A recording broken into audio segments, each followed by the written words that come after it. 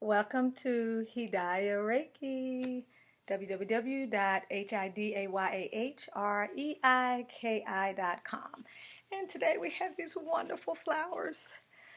Yes, these beautiful, lovely flowers. Now today we're going to be talking again about this silent day. Let's talk about this silent day business. The reason why I'm bringing this up today is because I had an individual to ask me about meditation. This individual was struggling with the concept of meditation, really was interested in it, but felt like he was not going to be able to slow his mind down enough to learn how to meditate. And so I suggested the silent day. And I think that somehow threw him off, me suggesting a silent day over meditation. So first I wanted to clarify, what is it that we think meditation is? First, I think it's important for us to remember that, or to know that meditation simply means, or meditation simply implies quieting the mind down, quieting the processing of these messages constantly, the inner critic, the monkey mind, all day, keeping that inner dialogue going and going and going. With meditation, we simply are in a place where the inner dialogue has quieted, and we have more sustained periods where there's silence, there's peace, there's quiet. And so for some of us, meditation has been intimidating, especially if we are very anxious, if we are very active. We tend to be very passionate people. We have difficulty putting things down, meditating in the traditional sense, sitting in a lotus position, and all of that can seem to be a bit much. For other people, meditation in its traditional sense can seem like something they don't have time for, or they can't sit still for. While it may not seem as intimidating, it may seem like something that is unattainable. And so I wanted to qualify this silent day thing.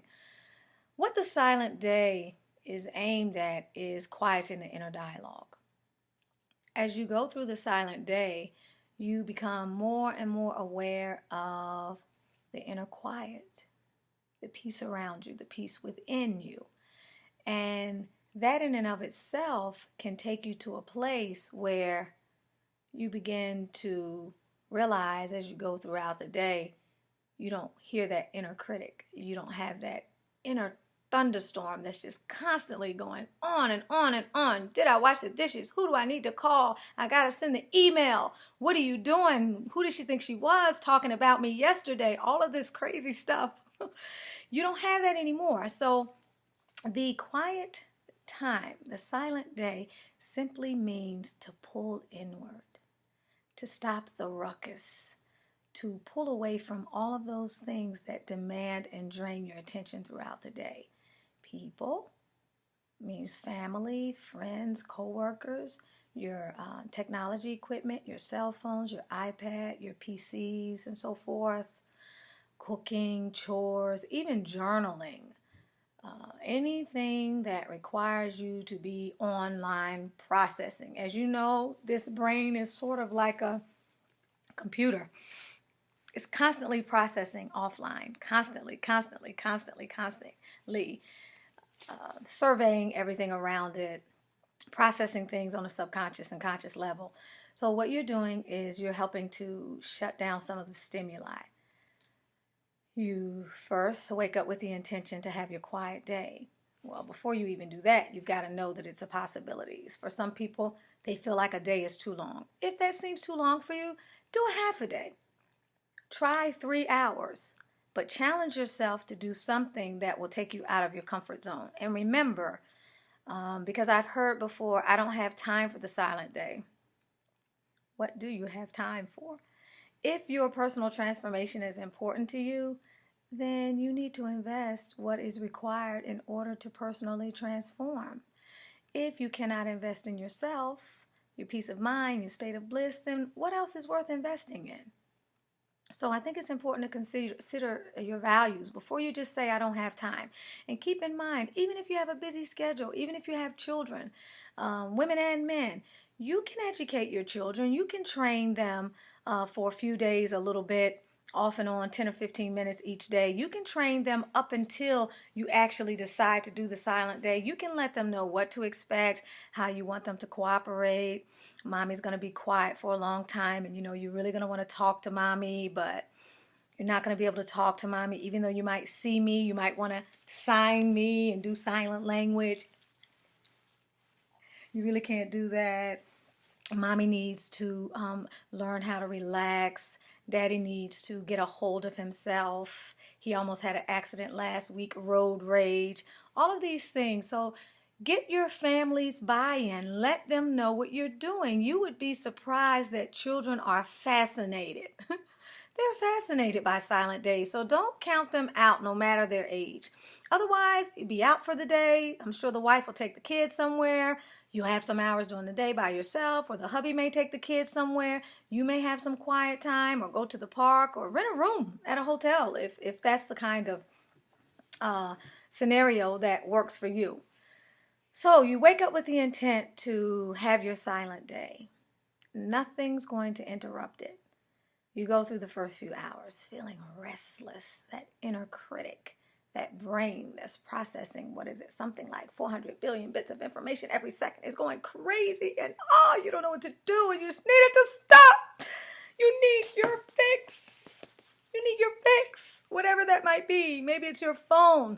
Maybe it's talking to your girlfriend. Maybe it's doing work. Some of us are addicted to work. Those things are not allowed. Suddenly, it dawns on you, you can't get your fix. You can't get your fix, so what are you going to do? You sit there. You sit there. You continue to sit there, or you walk there. Maybe you take your shoes off and you go for a walk. Whatever you do, you don't engage anything.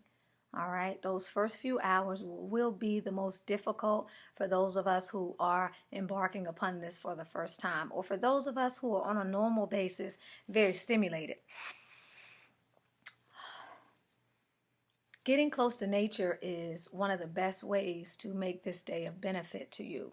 Whether it's sitting by the window, looking at the sunset or the sunrise, whether it's going outside, taking your shoes off, feeling the prana, the life force, whether it's sitting by a waterfall, if you're near a waterfall or a body of water, the ocean, the lake, or even just sitting out on the carport or outside your garage, in front of the garage doors with a chair, and just looking around the neighborhood. There are so many ways to come in contact with life force. Looking at the blades of grass, watching the wind blow, tuning into the birds. Whatever it is, once you get past that initial turbulence that you're going to feel, and you decide you're in this to win it, find a piece of nature to commune with.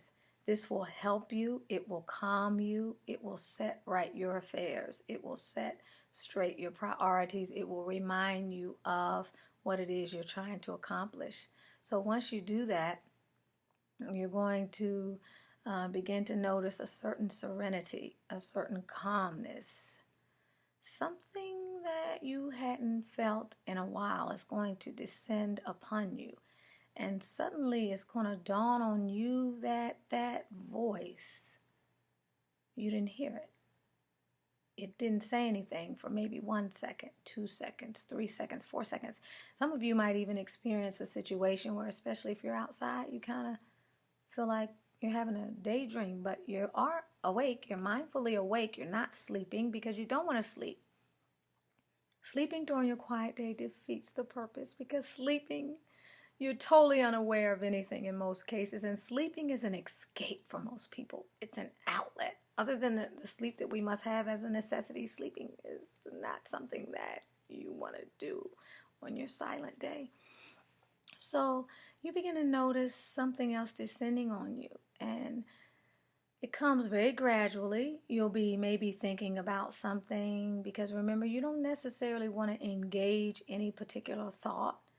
You don't have to take it too far. You don't want too much effort.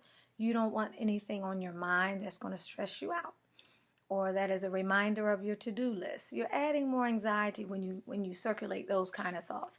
Essentially, what you want to do is just sort of relax and go with the flow. Wherever your mind takes you, Let it take you. You don't have to engage it. If you do, don't engage it to the degree that you would normally.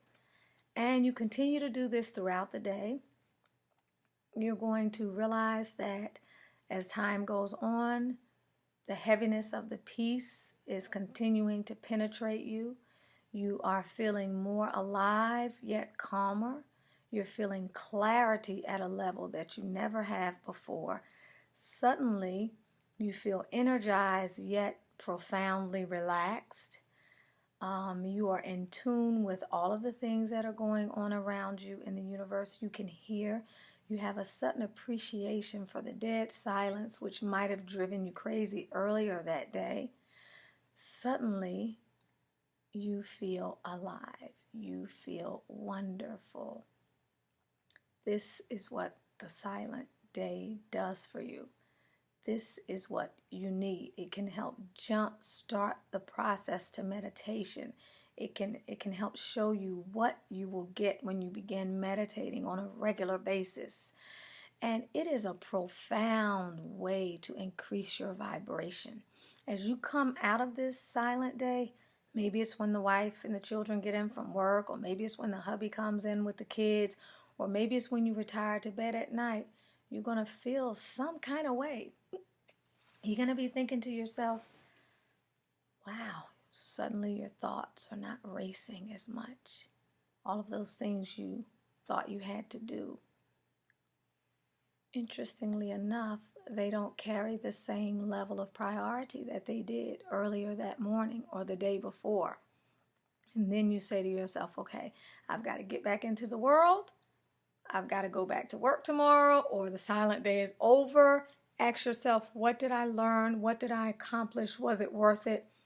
What in the way of mindfulness can I take into my day tomorrow to ensure that I remain peaceful, to ensure that I don't race as much, or I see the illusion of the life that we live and I understand that that is not reality, that the reality is within me, that the reality is the silent observer that watches, okay, that the reality participates, but the reality is also the observer that has that objective point of view and actually can watch what's going on, that gives you the ability to respond to situations creatively without being in reactive mode. Tune in to your mindfulness and consider a silent day.